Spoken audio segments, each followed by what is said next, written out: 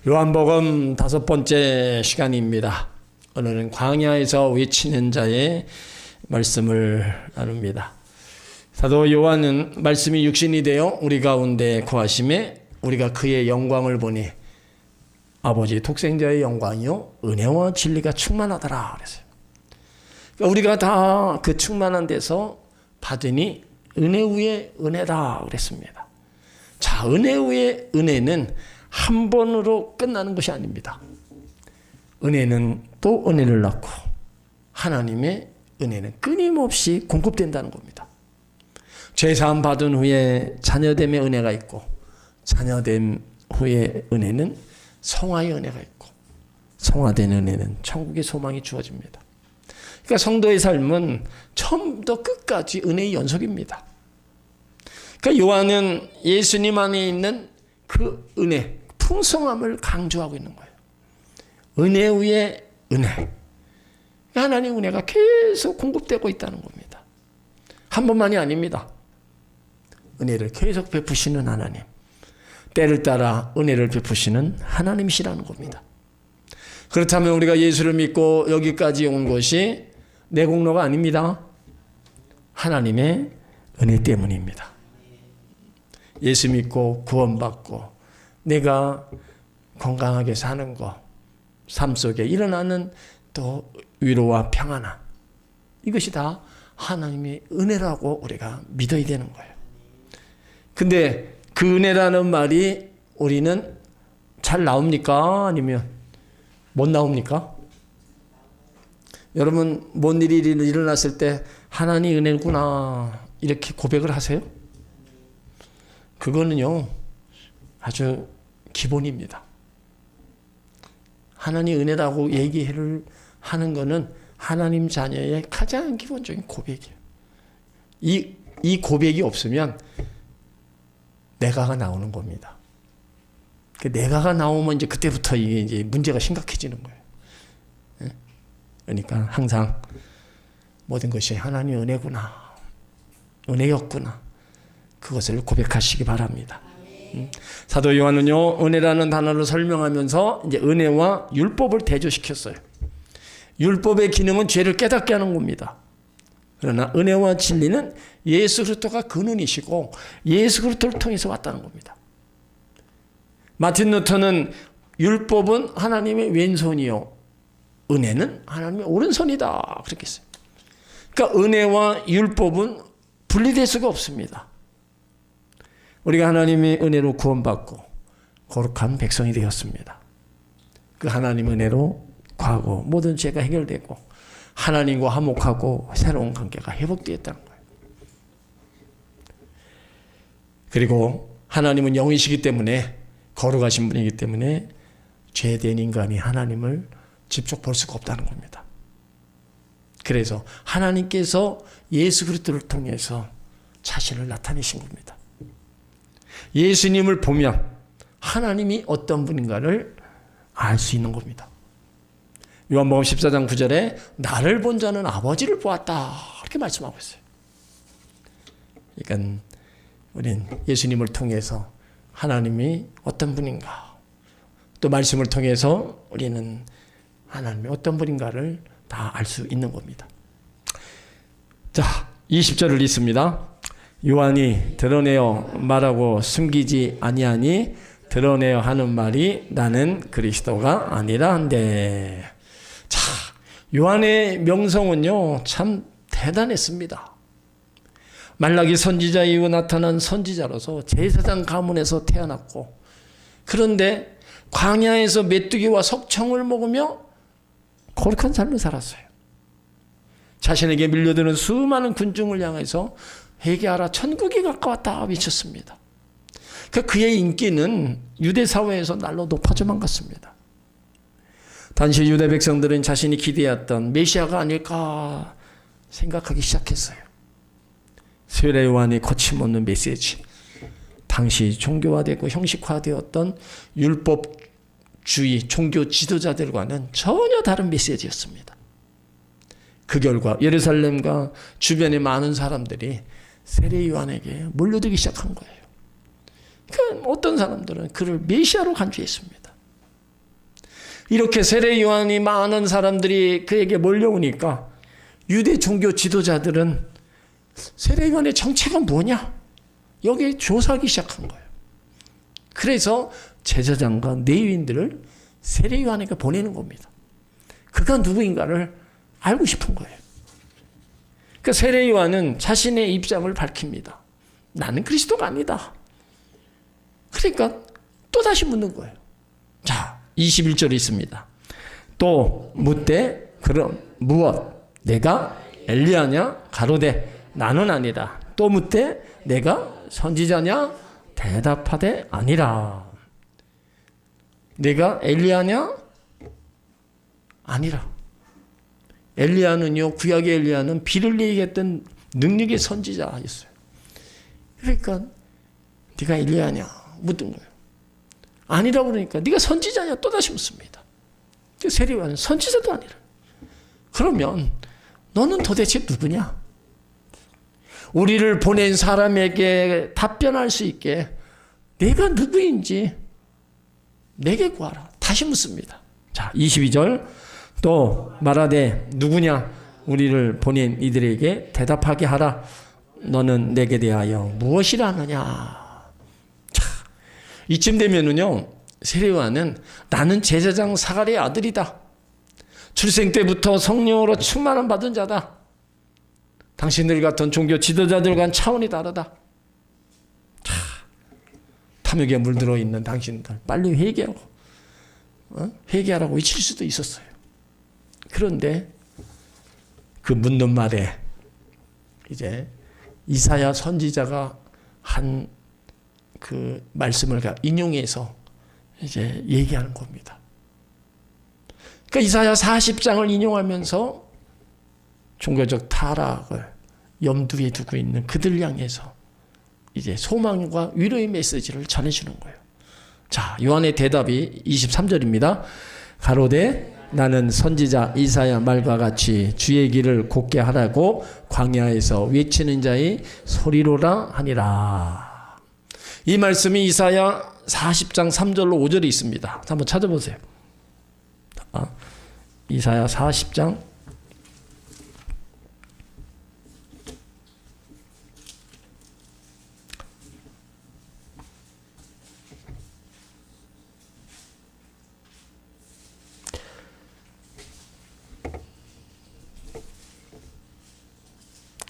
이사야 40장 3절에서 5절을 같이 읽습니다. 외치는 자의 소리여 가로되 너희는 광야에서 여호와의 길을 예비하라. 사막에서 우리 하나님의 대로를 평탄케 하라. 골짜기마다 도두어지며 산마다 작은 산마다 낮아지며 고르지 않는 곳이 평탄하게 되며 험한 것이 평지가 될 곳이요 여호와의 영광이 나타나고 모든 육체가 그것을 함께 보리라. 대저 여호와의 입이 말씀하셨느니라. 그러니까 이 말씀은 세례 요한이 자신의 정체성과 사명을 분명히 하는 말씀입니다. 그러니까 세례 요한은 이사야 선지자의 메시아와 일치하는 광야에 외치는 자의 소리라는 겁니다. 광야의 대로를 내고 주의 길을 평탄케 하는 사역은 그 회개 운동을 통해서 새로운 하나님 나라 운동을 펼치겠다는 겁니다. 자, 세례 요한이 어떻게 다시 높은 산을 낮출 수 있을까? 어떻게 골짜기가 도드어질까? 험한 산이 평지가 될 수 있을까? 이것은요, 희망을 잃어버리고 절망 가운데 있는 이스라엘 백성들이 다시 하나님의 언약 백성으로 돌아올 것을 미리 예언하며 선포하고 있는 겁니다. 그러니까 이스라엘 백성들을 회개시켜 다시 한번 신의 선의 언약을 기억하고 그 영광스러운 현장으로 돌이키게 하는 것, 그것이 자기의 사명이라는 겁니다. 그 세례 요한은요, 자신을 주인공으로 소개하지 않았습니다. 예수 그리스도를 위한 길을 준비하는 자라고 얘기하는 거예요. 여기 나는, 당시 사람들은 세례 요한을 메시아로 생각했습니다. 그러나 세례 요한은 자신을 높이지 않았어요. 나는 그리스도가 아니다. 나는 단지 하나님께서 보내신 사명을 감당하는 사람이다. 그러니까 참된 하나님의 종은 자신을 드러내기보다 하나님께서 맡기신 사명에 충실한 거예요. 여기에서 세례 요한 이사야 예언이 자세하게 성취되었다고 말하는 겁니다. 광야하는 자의, 광야에서 외치는 자의 소리요, 너희는 여호와의 길을 예배하라. 이 말씀이 700년 전에 기록되었지만 하나님께서 정하신 때 세례 요한을 통해 이루셨습니다. 그런 거 보면 하나님 말씀에 놓으신 거는 좀 때가 빠르고 늦을 뿐이지 반드시 성취되는 것을 볼 수 있어요. 그러니까 주의 길을 곧게 하라. 고대 왕의 지방을 방문할 때는 가기 전에 길을 정비하고 장애물들을 다 치우는 일이 있었습니다. 그러니까 이거는 세례 요한은 뭐예요? 많은 사람들이 마음을 준비하는 역할을 한 겁니다. 길을 곧게 하라는 것은 단순히 도로를 닦으라는 게 아니라 회개하라, 교만을 버려라, 하나님께 돌아오라, 메시아를 맞을 준비를 하라는 영적 의미가 담겨져 있는 거예요. 그러니까 예수님이 오시는데 문제가 있는 것이 아니라 사람들의 마음이 준비되어 있지 않았다는 겁니다.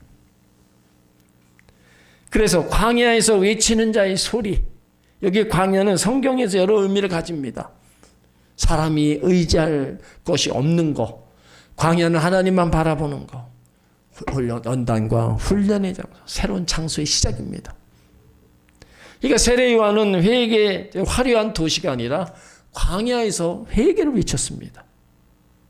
그의 메시지는 사람들의 귀를 즐겁게 하는 말이 아니라 죄를 깨닫고 하나님께 돌아오라는 강력한 외침이었어요. 그리고 그는 자신을 소리라고 표현했습니다. 소리, 메시지를 전달 후에 사라지지만 남은 것은 메시지입니다. 세례요한은 사람들이 자신이 아니라 예수님을 바라보기를 원했습니다. 하나님은 오래전에 하신 약속도 반드시 이루십니다. 예수님을 맞이하려면 먼저 마음의 길을 굳게 해야 됩니다. 하나님의 사람은 자신보다 또 예수 그리스도를 드러내야 되는 겁니다.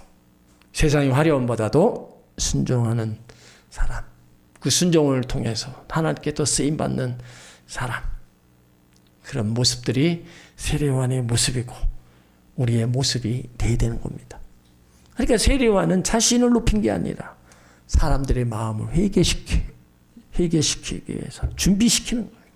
그리고 나서 오시는 메시아 예수 그리스도를 맞이하라는 겁니다. 그러니까 우리 삶의 모든 부분에 있어서 뭐가 진리이고 뭐가 참인지를 알려주고 있는 거예요. 그렇다면 우리도 하나님 앞에서 우리가 누구인가를 우리는 한번 생각해 봐야 돼요. 세례요한의 고백처럼 자신이 누구인지를 우리가 아는 것, 그것이 우리에게는 큰 의미가 있는 겁니다. 그러니까 영적 신분에 있어서 내가 누구냐, 하나님 나라 거룩한 백성, 만인 제사장, 그런 귀한 신분을 우리 가운데 가지고 있기 때문에 그런 거룩한 신분을 주신 하나님, 그 하나님 앞에 우리는 겸손히 낮아지고 순종하는 그런 모습이 우리 가운데 있어야 되는 겁니다. 그러니까 세례요한의 모습을 보면서 그렇게 많은 사람이 와도 나는 아니다, 끝까지 자신을 겸손하게 낮추고 예수 그리스도를 높이는 거예요. 그러니까 24절에 보면 저희는 바리새인들에게서 보낸 자로 그랬어요. 자, 그들이 또 묻습니다. 25절 또 물어 가로되 내가 만일 그리스도도 아니요 엘리야도 아니요 그 선지자도 아닐진데 어찌하여 세례를 주느냐. 예루살렘에서 보냄을 받은 제사장들과 레위인들은 세례 요한에게 네가 누구냐, 네 정체가 뭐냐 이해를 못하는 거예요. 그러니까 또 물어보는 거예요. 세례 요한은요 빈들에서 홀로 메뚜기와 석청을 먹고 살았습니다. 세례 요한의 직무는요, 이스라엘 자손을 하나님께로 많이 돌아오게 하는 것이었어요. 그러니까 구약시대 모든 선지자들의 사명이 이스라엘 백성들을 하나님께 다시 돌아오게 하는 일이었습니다. 지금 이스라엘 백성들이 처해 있는 상태는요, 다시 하나님 앞에 돌아가야 하는 상태입니다. 바꿔 말하면 영적으로 회복시키는 것입니다. 그러니까 세례 요한은 메시아를 준비하기 위해서 회개를 선포하는 방편으로 물세례를 준 거예요. 물세례를 주면서 내 뒤에 오시는 분은 성령과 불로 세례를 베풀 거라고 선포했습니다. 자, 26절, 27절 있습니다. 요한이 대답하되 나는 물로 세례를 주거니와 너희 가운데 너희가 알지 못하는 한 사람이 있었으니 곧 내 뒤에 오시는 그이라. 나는 그의 신들매 풀기도 감당치 못하겠다 하더라. 나는 물로 세례를 주거니와. 그러니까 세례 요한은요, 자신의 사역을 분명히 밝힙니다. 세례 요한 회개를 촉구하는 세례였어요. 물은 죄를 씻는 상징일 뿐이고 사람의 죄를 근본적으로 제거하지는 못합니다. 참된 구원과 생명은 예수 그리스도를 통해서 주어집니다. 나는 준비시키는 사람이지 구원하는 사람이 아니라는 거예요. 너희 가운데 너희가 알지 못하는 한 사람이 섰으니, 이 말씀은요 매우 의미심장합니다. 예수님은 이미 사람들 가운데 계셨지만 사람들은 누구인지 알아보지 못했어요. 메시아를 기다렸지만 메시아를 알아보지 못했습니다. 눈앞에 계신 하나님의 아들을 영적으로 분별하지 못했어요. 이건 오늘날에도 예수님이 가까이 계시지만 믿음이 없으면 알아보지 못하는 겁니다.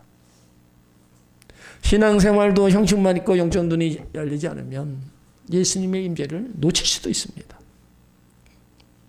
내 뒤에 오시는 그이라.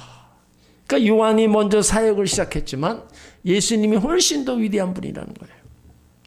그러니까 요한은 자신을 주인공이 아니라 길을 예비하는 자라고 말하고 있는 거예요. 자신의 모든 사명, 사람들의 시선이 자기 아니라 예수님께 돌리고 있는 겁니다. 그러면서 나는 그의 신들매 풀기도 감당치 못하겠다. 당시 신들매 푸는 일은 종 가운데 가장 낮은 종이 하는 일입니다. 그러니까 요한은요, 가장 낮은 종의 역할조차 감당할 자격이 없다고 얘기하는 겁니다. 이거는요, 과장된 표현이 아니라 예수님의 거룩하심과 자신의 위치를 정확히 아는 데서 나온 겸손이라는 거예요. 그러니까 하나님의 사람은 자신을 높이지 않고 예수 그리스도를 높이는 사람이 되어야 되는 겁니다. 자신의 역량을 분명히 아는 사람이 하나님께 쓰임 받는 겁니다. 세례 요한은 자신은 회개를 준비시키는 자일 뿐 사람들 가운데 이미 계신 구원자 예수 그리스도를 높이기 위해 자신을 가장 낮은 자리까지 낮추었습니다. 철저하게 낮춘 거예요. 겸손은 하나님이 제일 기뻐하시고 좋아하시는 겁니다. 그래서 겸손한 자에게 은혜를 주신다. 겸손한 자를 하나님 높여주신다. 내가 높아지려고 해서 높아지는 게 아닙니다. 하나님 높여주시는 거고요. 내가 또 낮아지려고 해서 낮아지는 게 아니에요. 하나님이 낮추시면 높일 자가 없다 그랬어요. 그러니까 우리는 우리 가운데 주어진 모든 일들, 모든 직분이나 모든 봉사, 이런 거 하나하나를 정말로 예수님 편에서 그 마음 가지고 우리가 해 나가면 높이실 때는 하나님이 높이시는 겁니다. 그래서 겸손한 자에게 은혜를 더하여 주신다. 그 은혜는 또 은혜를 더하여 주시는 거예요. 그래서 그 일을 계속 잘 감당할 수 있게끔 은혜를 베풀어 주시는 거예요. 그러므로 우리는 하나님께 은혜를 입은 자들이고 또 많은 이들에게 은혜를 입고 사랑을 받은 그런 우리들입니다. 그러니까 결코 교만해서는 우리가 안 되는 그런 위치에 있다는 것을 우리가 알아야 되는 겁니다. 자, 28절을 읽습니다. 이 일은 요한이 세례 주던 곳 요단강 건너편 베다니에서 된 일입니다. 그러니까 사도 요한은 이 말씀을 통해서 예수님의 공적 사역이 시작되는 역사적, 영적 배경을 보여주고 있습니다. 이 일은 바로 앞의 내용을 가리키는 겁니다. 세례 요한이 자신을 그리스도가 아니라고 증언한 일, 예수님이 이미 사람들 가운데 계심을 선포한 일, 자신은 예수님의 신들매 또 풀자격이 없다고 고백한 것, 이런 모든 일, 그런 모든 일이에요. 그거를 다 얘기하는 거예요. 그리고 세례 요한이 세례를 주던 곳은 요단강 건너편 베다니, 바로 회개를 촉구하는 장소였습니다. 사람들은 죄를 자복하고 요단강에서 세례를 받았습니다. 이는 하나님께서 새로운 일을 시작하기 전에 백성들의 마음을 준비시켰음을 보여주는 겁니다. 그러니까 예수님이 나타나시기 전에 먼저 회개운동이 일어난 겁니다. 여기 요단강은요, 이스라엘 역사에서 아주 특별한 의미를 가진 곳입니다. 요단강, 여호수아가 백성을 이끌고 약속의 땅으로 들어간 곳입니다. 새로운 시작과 하나님의 약속을 상징하는 장소였어요. 이곳에서 다시 회개의 세례가 베풀어진다는 것은 새로운 시대가 시작되고 있음을 상징하는 겁니다. 요한은 요단강 건너편이라고 덧붙였어요. 두 장소를 구분하는 겁니다. 구체적인 지명을 기록한 것은 자신이 직접 목격한 역사적 사실임을 보여주는 의도이기도 합니다. 하나님은 실제로 역사 속에 일하셨습니다. 그러니까 복음은 실제 시간과 장소에서 일어난 사건입니다.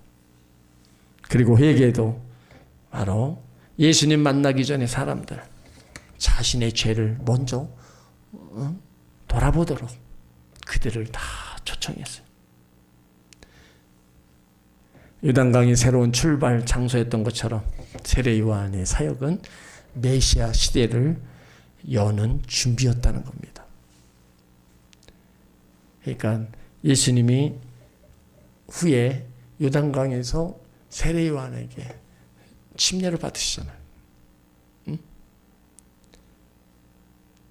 그러니까 세례 요한은 자신을 드러내지 않고 오직 예수님만 높인 사람.